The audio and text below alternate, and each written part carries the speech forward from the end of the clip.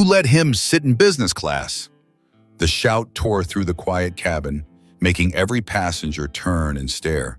A poor-looking man held his 7-year-old daughter close beside seat 12F, hands trembling slightly from the humiliation. A female CEO laughed mockingly. Business class, and they let people like them sit here? More laughter echoed. Some passengers pulled out phones to record. Others smirked with contempt. Lila gripped her father's hand tighter, eyes wide with fear. Daniel just smiled down at her, reassuring. At that exact moment, the cabin speaker crackled to life. Emergency! Passenger with call sign Falcon-12, please identify yourself immediately.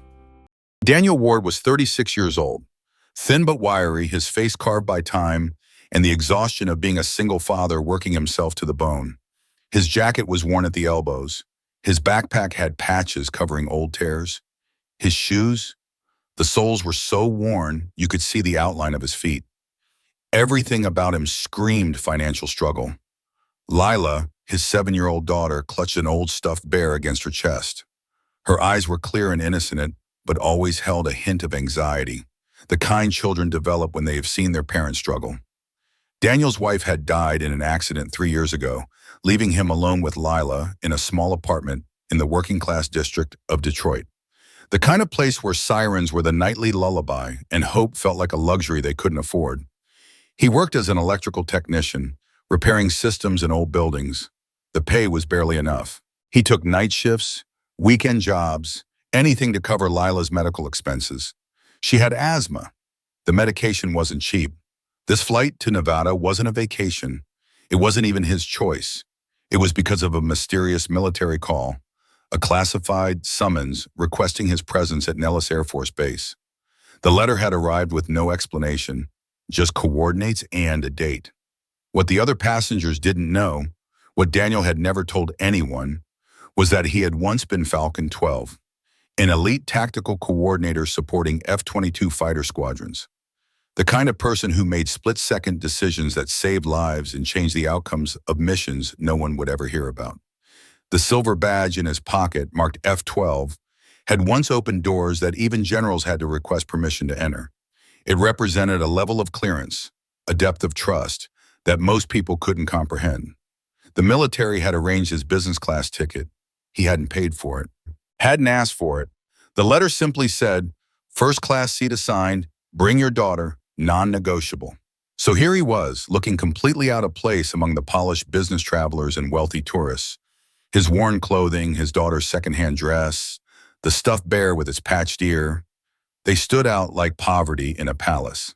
The other passengers looked at them with barely concealed disdain, as if their very presence was contaminating the expensive air.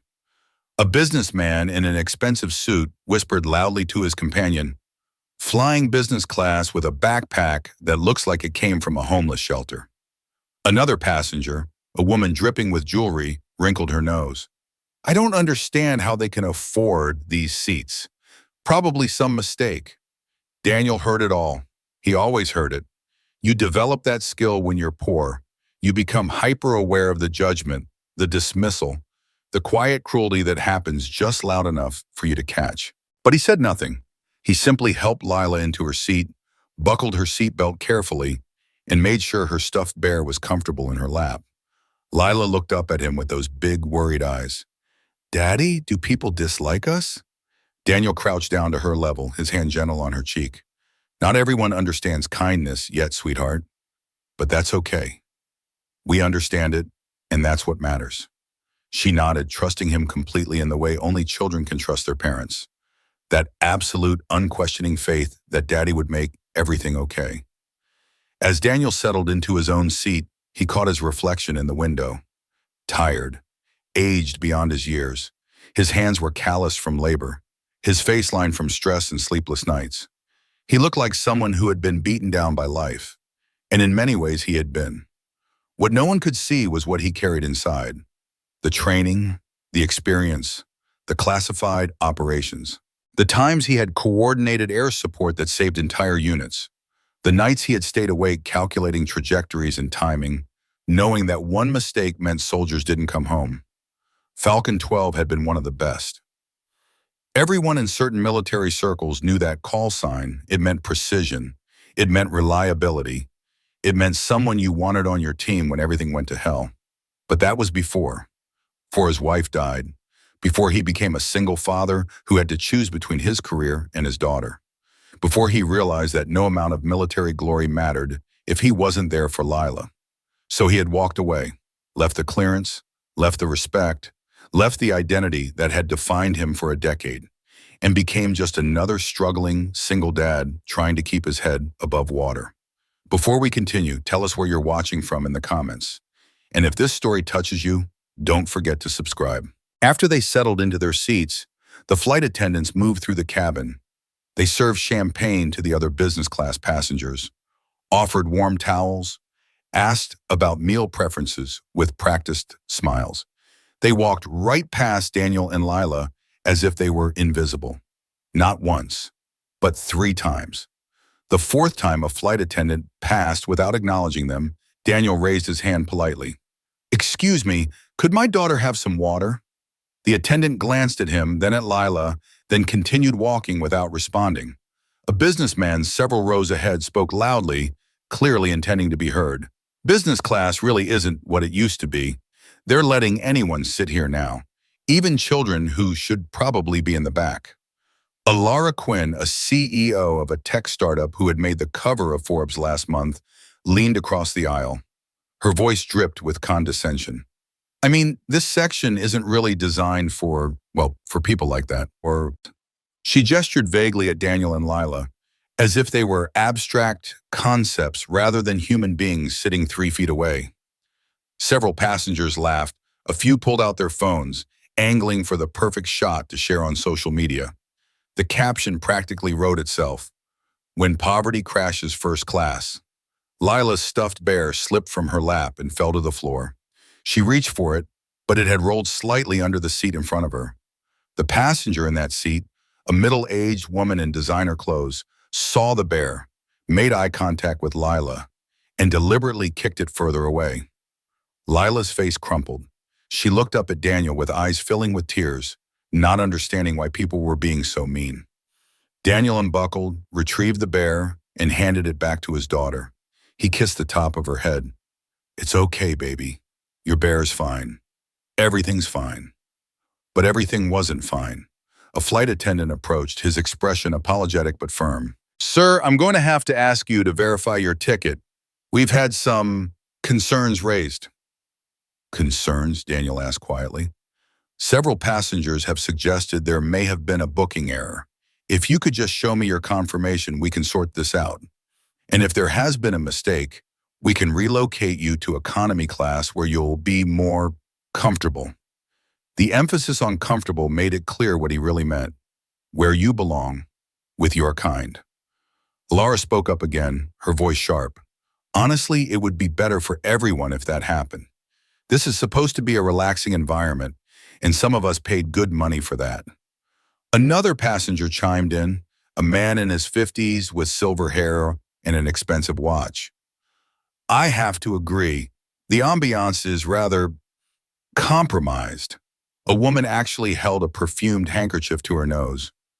"The smell of poverty is quite overwhelming." Daniel felt his jaw tighten, not for himself.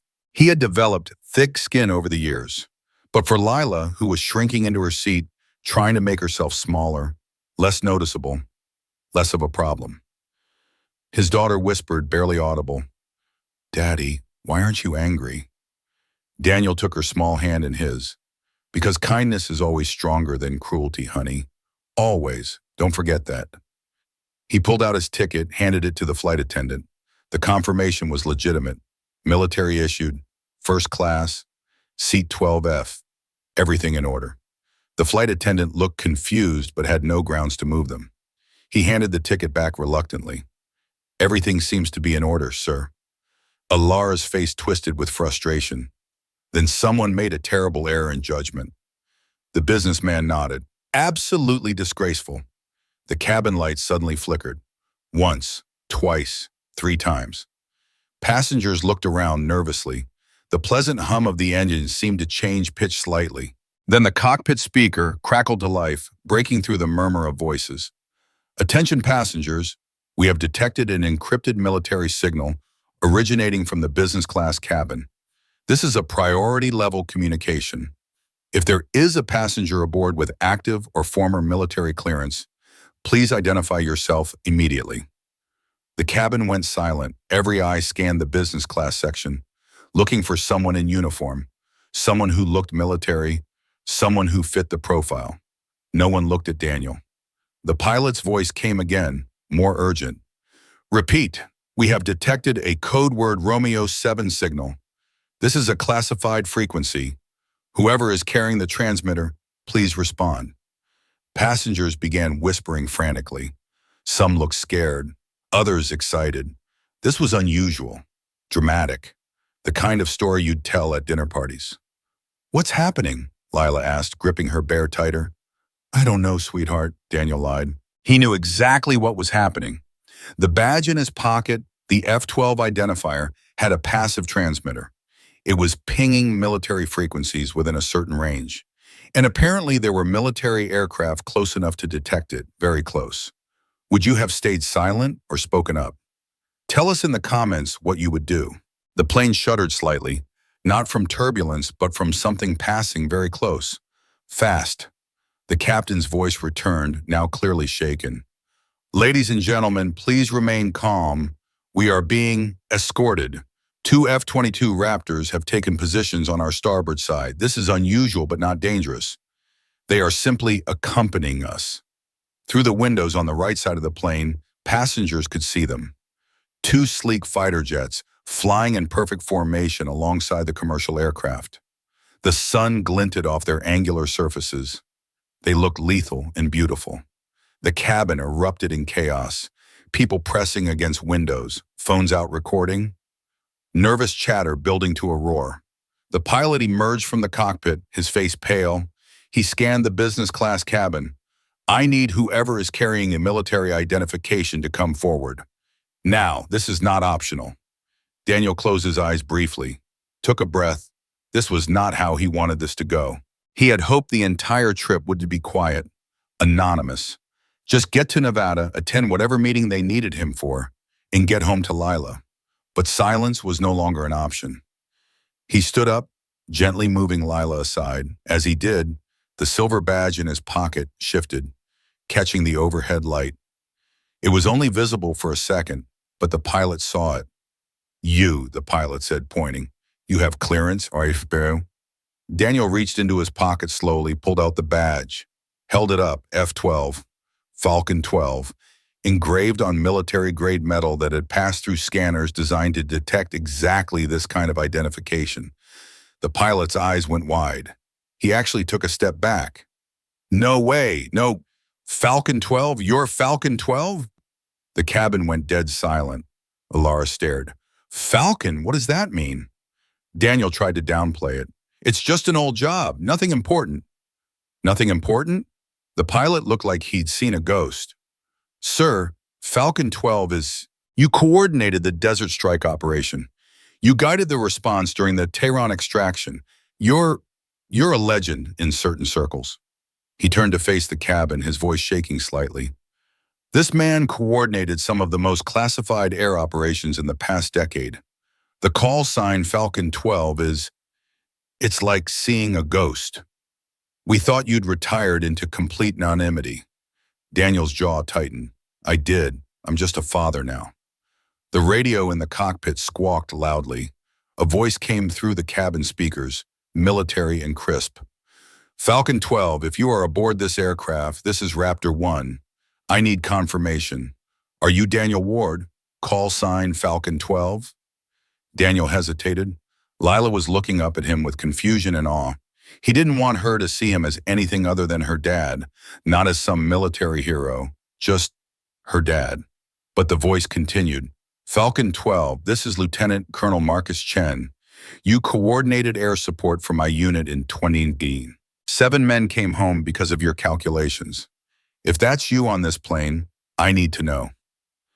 Daniel walked slowly to the front of the cabin, picked up the radio handset the pilot offered. His voice was quiet but steady. Falcon-12 confirming. This is Daniel Ward. The entire cabin heard it. Every single passenger. Through the window, the two F-22s banked slightly, then did something extraordinary.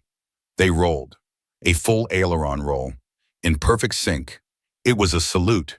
A gesture of respect reserved for officers of significant rank or for those who had earned extreme honor.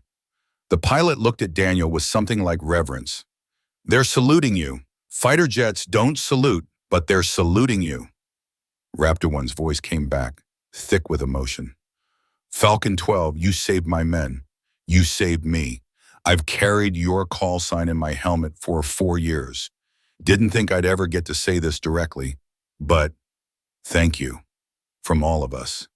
Thank you." Daniel's hand trembled on the radio. "You don't need to thank me. I was just doing my job." "No, sir. You were doing more than that. You were saving lives when you could have just been calculating numbers." The businessman who had called Daniel's daughter inappropriate for first class sat frozen, his face white. The woman who had kicked Lila's bear away had tears streaming down her face, hand over her mouth. Alara Quinn looked like she might be sick. Because suddenly everyone understood. The poor-looking man they had mocked, dismissed, treated like trash, was someone who had made decisions that kept soldiers alive. Someone who had clearance so high that fighter jets diverted their patrol to escort his plane. Someone who mattered in ways they couldn't begin to comprehend. Lila tugged on Daniel's sleeve. "Daddy, those planes are doing flips for you." Daniel knelt down, cupped her face gently. "They're just saying hello, sweetheart. But everyone is looking at you differently now." "I know, baby, but I'm still just your dad. That's all that matters." The F-22s maintained their escort position. The radio crackled again. "Falcon-12, we'll escort you to Nellis. We're honored to have you in the air with us." The cabin remained silent. No one knew what to say. How do you apologize for treating a national hero like garbage? How do you take back the cruelty, the mockery, the judgment? One of the passengers, a young man in his 20s who had laughed the loudest, started crying, genuine, choking sobs. "I recorded you. I was going to post it. I was going to mock you online. Oh my God, oh my God." An elderly gentleman stood up, walked over, and saluted Daniel properly. "Thank you for your service, sir." Daniel returned the salute awkwardly. He wasn't in uniform, didn't feel right accepting it, but he understood the gesture. Alara approached, her hands shaking. I can't, I'm so sorry, I judged you. I was cruel. I was everything wrong with people like me." Daniel looked at her, really looked at her, saw genuine remorse. "We all make mistakes. What matters is what we do after." "But She couldn't finish. The weight of her behavior was crushing. "You didn't know," Daniel said simply. "That's the point. You never know who you're looking at, who they are, what they've done, what they're carrying." The pilot stood at attention. "And sir, would you like to visit the cockpit? It would be an honor." Daniel glanced at Lila. "Can my daughter come?" "Absolutely, sir." As they walked toward the front, every passenger in the business class stood, one by one, creating an aisle of respect. Some saluted, some just nodded, some cried.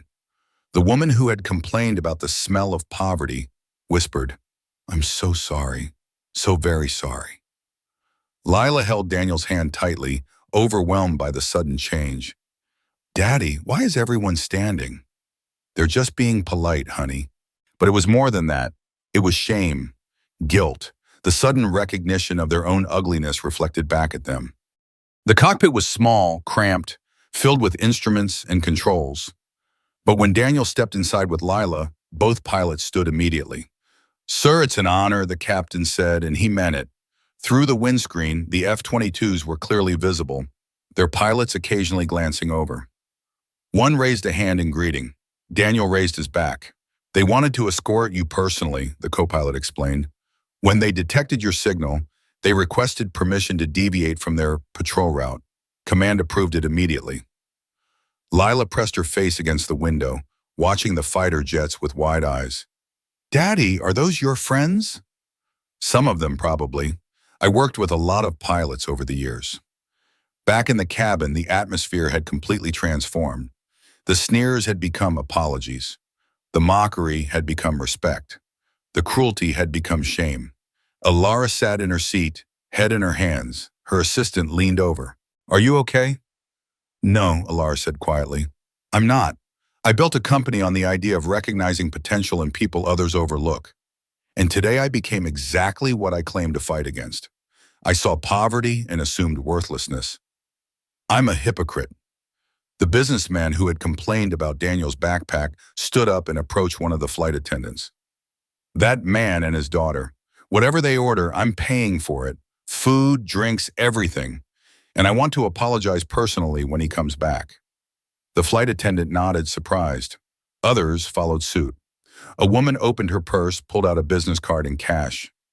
"Give this to him. My company does contracting work. If he needs a job, a better job, I want to help." Another passenger, a military veteran himself, sat with tears in his eyes. "I heard stories about Falcon-12, didn't know he was real. Didn't know he was just a regular guy trying to raise his kid." The young man who had been filming deleted the video from his phone, then sat staring at the blank screen. His girlfriend asked what was wrong. "I was about to ruin someone's life for internet likes, someone who actually matters, someone who actually did something real while I sit around making fun of people." The woman who had kicked Lila's bear wrote a note on airline stationery, an apology. She knew it wasn't enough but felt compelled to try. When Daniel and Lila returned to their seats, they found them transformed. Someone had left chocolate on Lila's seat. Another passenger had donated a brand new stuffed bear, much nicer than the old one. There were business cards, notes, offers of help, all arranged neatly. Alara stood up as they approached. "Mr. Ward, I need to apologize properly. What I did was inexcusable." Daniel settled Lila into her seat first, making sure she was comfortable. Then he turned to Alara. "You don't need to apologize to me," he said quietly. "You need to apologize to yourself for becoming the kind of person who judges others so quickly. That's between you and your conscience, Nishi's. But I can help. I have resources, connections. I don't need your help," Daniel interrupted gently. "I need people to stop assuming that poverty equals worthlessness. That struggling means you haven't done anything important. That's what needs to change." The businessman approached next. "Sir, I was cruel. I'm ashamed. Please let me make it right." Daniel looked around at all the faces. Expensive clothes, expensive jewelry, expensive everything. And not one of them had known what really mattered. "You want to make it right?" Daniel asked. "Next time you see someone struggling, someone who looks out of place, someone who seems like they don't belong, treat them with kindness. Assume they have a story.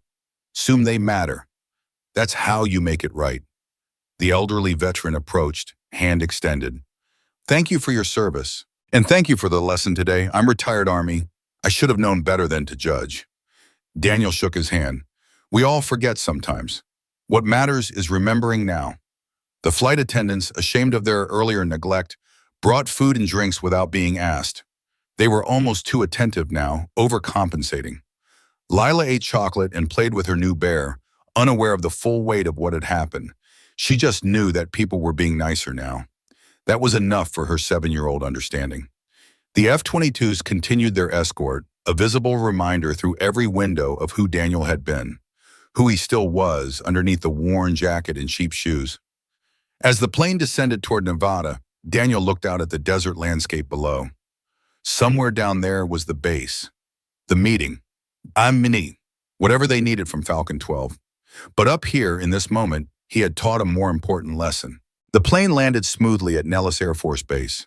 The F-22s peeled off, waggling their wings one final time before disappearing into the desert sky. As passengers prepared to deplane, Daniel spoke to Lila quietly. "Remember today, sweetheart. Remember that people aren't always what they seem, and neither are you." "What do you mean, Daddy?" "I mean you're smart, kind, brave.